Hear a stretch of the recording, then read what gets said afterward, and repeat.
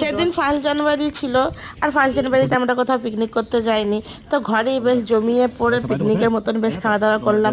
তো প্রথমে পেঁয়াজ শাক দিয়ে বেশ ভালোভাবে চটকে দুটো ভাত খেলাম, তারপরে আবার মা করেছিল বেথুয়া শাকের ভাজা, তো বেথুয়া শাক খেলাম। এরপরে আর একটু ভাতের মধ্যে দুটো বেগুন ভাজা নিয়ে বেশ চটকে চটকে খেলাম। আর বেগুন ভাজা দিয়ে ভাতটা খেতে তো খুবই ভালো লাগে, এই সিজনে বেগুনের টেস্টই আলাদা থাকে। এরপরেই পাতে পড়ে গেল মাটার পোলাও, আর তারই সাথে মাটন। একদম বন্ধুরা পাতে পড়ে গেছে মাটন।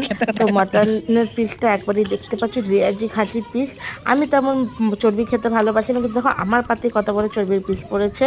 তো আমি তো একদম গপাগপ করে আগে খাওয়া শুরু করলাম। আর মাটনটা খুবই জুসি আর টেস্টি ছিল। মা আমাকে মশলা করতে দিয়েছিল, তো মশলার মধ্যে আমি অনেকটা কাঁচা লঙ্কা দিয়েছিলাম, তো খেলাম। এর সাথেই ছিল মাটনের বড় বড় পিস আলু। তো আমি আলু ঝোল সব একবারে চটকে মেখে গপ গপ করে খাবার স্টার্ট করে দিলাম। আর দেখতেই পাচ্ছ আমি কথা বলতে বলতে আমার মুখে জিভে জল চলে এসেছে। আর মাটনের পিস আমি 4-5 পিস মাটন খেয়েছিলাম, খুবই টেস্টি হয়েছিল। মায়ের হাতের রান্নার মাটনের তো স্বাদই আলাদা। আমার মুখের এক্সপ্রেশন দেখে বলতে পারছি আমি কত হ্যাপি। এরপরেই পাতে পড়ে গেছিলো চাটনি, পাঁপড় আর রসগোল্লা। তা পাঁপড়টা বেশ ভেঙে চাটনি দিয়ে টপস করে খেয়ে নিলাম। আর রসগোল্লাটা তো কামড়ানোর দরকারই নেই, গোটাই মুখে ভরে নিলাম। তো আমার খাওয়া দাওয়াটা তোমাদের কেমন লাগলো কমেন্টে অবশ্যই বলো। Happy new year.